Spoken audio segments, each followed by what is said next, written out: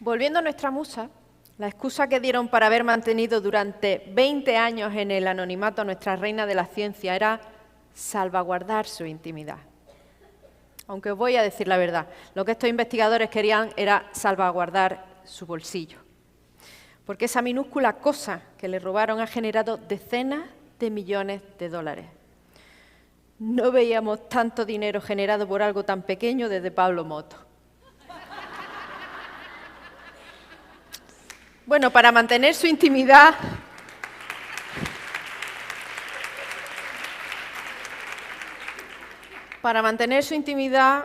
digamos, el baboso de la hormiga.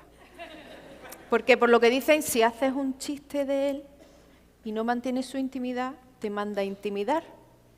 Y yo aquí me acuerdo de una canción de María Pelá que dice: que vengan a por mí, que vengan a por mí, que vengan a por mí, que vengan a por mí, si tienen lo que hay que tener. Bueno, Gabriela Jorquera, chilena de origen, ha vivido en España, lleva ya aquí más de 20 años. Ha dedicado toda su vida profesional y personal a trabajar en la lucha contra la pobreza y la exclusión social. Ha trabajado en la Red Europea de Lucha contra la Pobreza en el Estado español, en Save the Children, en la Oficina del Alto Comisionado para la Lucha contra la Pobreza Infantil y actualmente es responsable de la Estrategia de Educación e Infancia de la Fundación Secretariado Gitano. Os voy a dejar con la grandísima Gaby Jorquera y su charla Intimidad.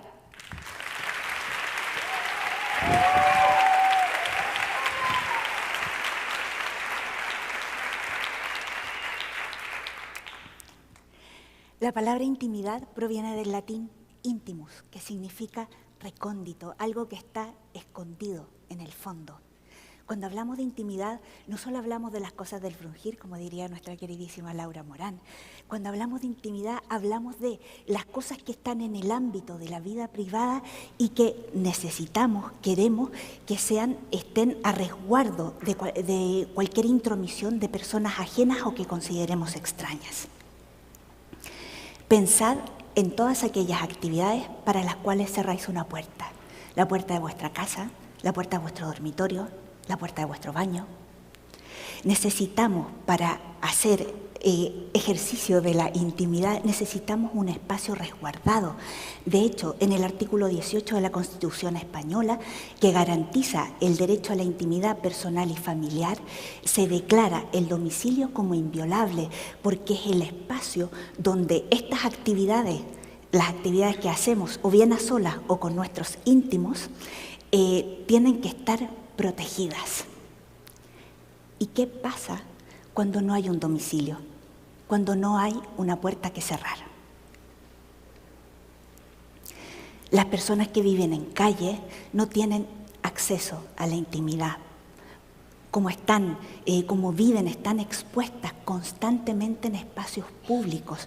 Su vida y su intimidad está en permanente exposición de la mirada y la presencia de personas ajenas y desconocidas. Siguen teniendo las mismas necesidades de intimidad que todos los demás. Siguen necesitando dormir, siguen necesitando ir al baño, siguen necesitando descansar o simplemente estar a solas consigo mismos. Sin embargo, no tienen acceso, no pueden tener un espacio adecuado para poder hacerlo. Esto pasa no solo a las personas que viven, que duermen y que viven en calle, sino también a aquellas personas que hacen uso de tipos de recursos residenciales, refugios, albergues masificados, donde la privacidad es compartida y donde los momentos de intimidad y de poder estar a solas son muy escasos. ¿Cuántas personas sin hogar hay en España? Nuestra principal fuente de datos es la encuesta sobre personas sin hogar que hace el Instituto Nacional de Estadística, que entrevista a personas sin techo y sin vivienda que hacen uso de recursos como, por ejemplo, albergues, refugios, pensiones, pisos destinados a personas sin hogar y otros dispositivos como, por ejemplo, centros de día o comedores sociales, que estén en municipios de más de 20.000 habitantes. ¿Quiénes se quedan fuera del campo?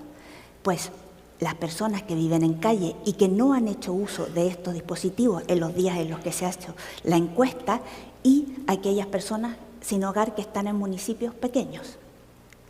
Con todas estas limitaciones, estos son los datos que la encuesta nos entrega. Aquí vemos las 3 últimas oleadas, el 2005, el 2012 y el 2022. ¿Qué es lo que nos muestra? El 2005 habían poco más de 21.000 personas sin hogar en España. Los datos de 2022 nos muestran que hay más de 28.500 personas sin hogar en España. ¿Qué significa esto? Que en vez de reducir, hemos incrementado el número de personas sin hogar. Puede ser, pero también puede ser que lo que haya aumentado sea el uso de los dispositivos y recursos para personas sin hogar. Estas son las limitaciones de la encuesta. ¿Sabemos con exactitud cuántas personas sin hogar hay en España? No podemos saberlo y nos jode no saberlo. Organizaciones especialistas en personas sin hogar, como por ejemplo Hogar Sí, estiman que el número real, la cifra real de personas sin hogar en España es de más de 35.000 personas. Como podemos ver en los datos, la parte de abajo de las barras son hombres, la parte de arriba son mujeres.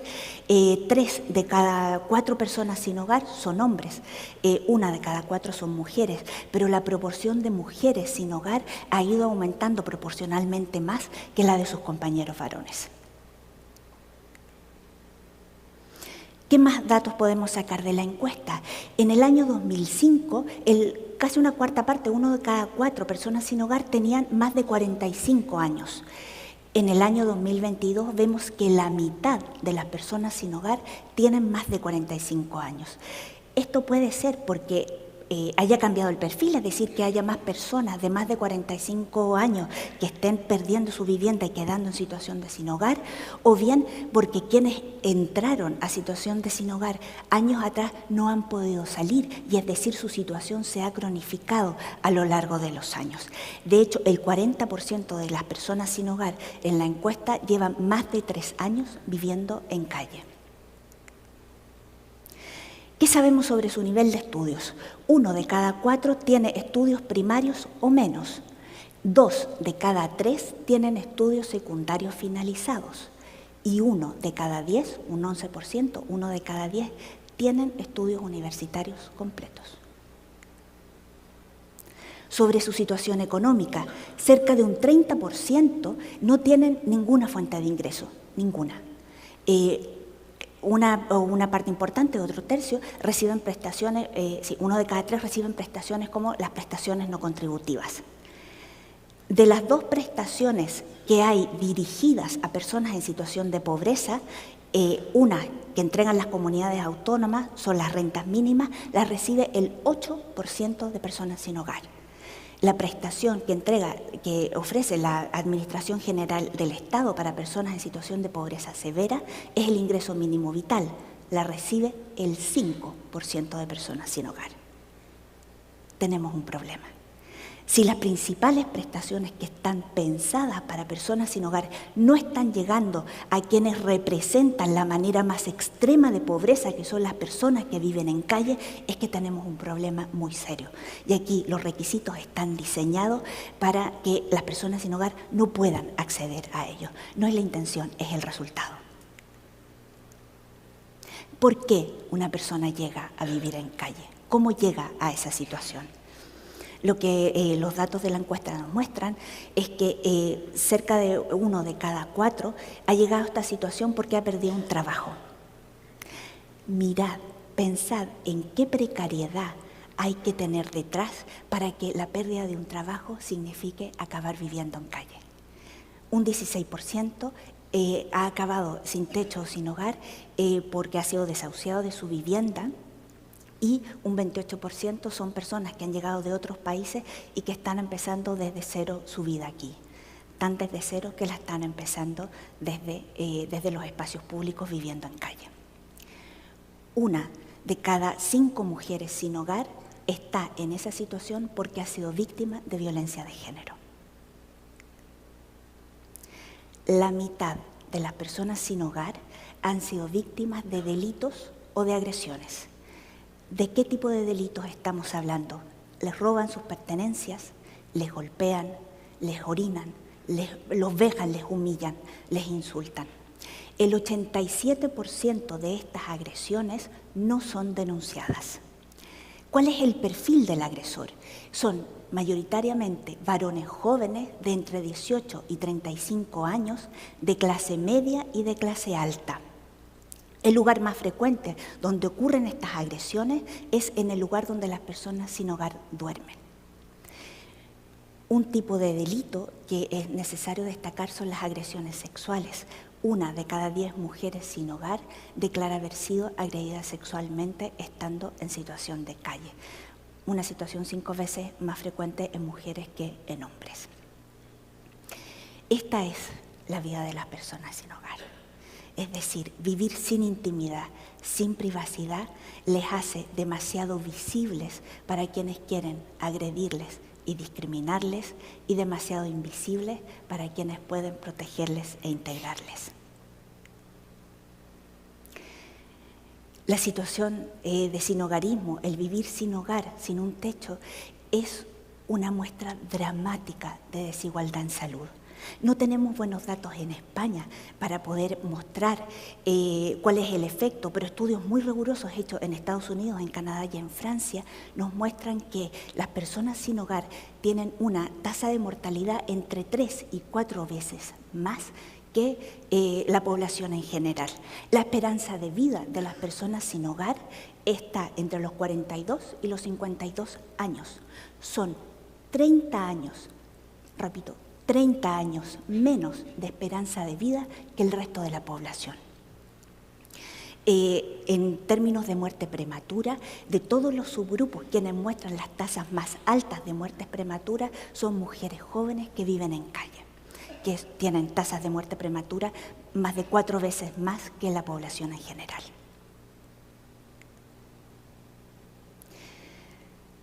Las personas sin hogar tienen un acceso muy difícil a la atención sanitaria, en parte por los problemas que provoca su situación documental, pero también porque tienen muy difícil poder implementar cuidados básicos en salud. Imaginad cómo es tener una enfermedad crónica y tener que implementar cuidados en la dieta, en el descanso, en el sueño, viviendo en calle. Una persona diabética, ¿cómo puede seguir las pautas dietéticas que se le recomiendan si necesita insulina, que tiene que estar refrigerada? Si no tienes acceso a una puerta, ¿cómo vas a tener acceso a una nevera? Si alguno de vosotros ha pasado por el hospital recientemente, recordad cómo han sido vuestros días posteriores al alta, qué cuidados habéis necesitado, qué recursos habéis puesto en marcha. Imaginaos cómo habrían sido esos días si hubierais tenido que pasar del hospital a la calle. El cambio climático además va a tensionar todavía más la situación de salud de las personas sin hogar, porque no tienen protección y van a estar más expuestas a las consecuencias que tienen los eventos extremos en el clima, las olas de calor o las olas de intenso frío. Pero no todo es bajón. No todo es bajón, también hay esperanza. Y la esperanza es que tenemos evidencias contrastadas con décadas de datos recogidos que nos muestran que hay algunos programas e intervenciones que se han mostrado altamente efectivas para erradicar el sinhogarismo. Aquí hablamos principalmente del Housing First, que es un programa que empieza en Nueva York en los años 90, liderado por Sam Semberis, Housing First, Vivienda Primero, que lo que hace es una idea revolucionaria. Es decir, lo mismo. El problema de las personas sin hogar es que no tienen vivienda. Entonces, si lo que hacemos primero es dar una vivienda, a lo mejor esto se arregla. Y efectivamente lo que hacen es eso, es que generan un programa en donde a las personas sin hogar les dan una vivienda y ellos eligen en el fondo el resto de apoyos que quieren tener, en el resto de problemas que puedan presentar, problemas económicos, de incorporación al mercado laboral, etc. En los primeros ensayos controlados, aleatorizados que se hicieron, mostraban que después de un año el 80% de las personas que recibían vivienda eran capaces de poder mantener estas viviendas de manera autónoma y estable. Datos, por ejemplo, de Canadá, que fue el segundo país que implementó de manera masiva el Housing First, muestran que el 90% de las personas lograban mantener las viviendas de manera estable después de un año de haberlas recibido. En España hay dos organizaciones que implementan Housing First, que es Asociación Provivienda y Hogar Sí, y muestran tasas de retención de la vivienda de más de un 90%. No me da tiempo para explicaros de qué manera extraordinaria mejoran los indicadores en términos de salud, de bienestar, de incorporación al empleo y de estabilidad económica de personas que pasan de vivir en calle a vivir en un hogar. Pero sí me da tiempo a dejaros alguna idea para que os llevéis a casa. La vivienda es una de las principales preocupaciones de la población española. Una parte importante de la población en España tiene diversos problemas en el acceso a la vivienda, pero según los datos de organizaciones especializadas en personas sin hogar, 35.000 personas sin hogar viven en España. Para 35.000 personas sin hogar, el tener acceso a una vivienda es, sin exagerar, una cuestión de vida o muerte. ¿Qué podemos hacer nosotros como ciudadanos de a pie? Por un lado, pedir a nuestros responsables políticos que se implementen soluciones efectivas para eliminar el sinhogarismo. De hecho, Finlandia ha empezado a implementar el Housing First en el año 2007.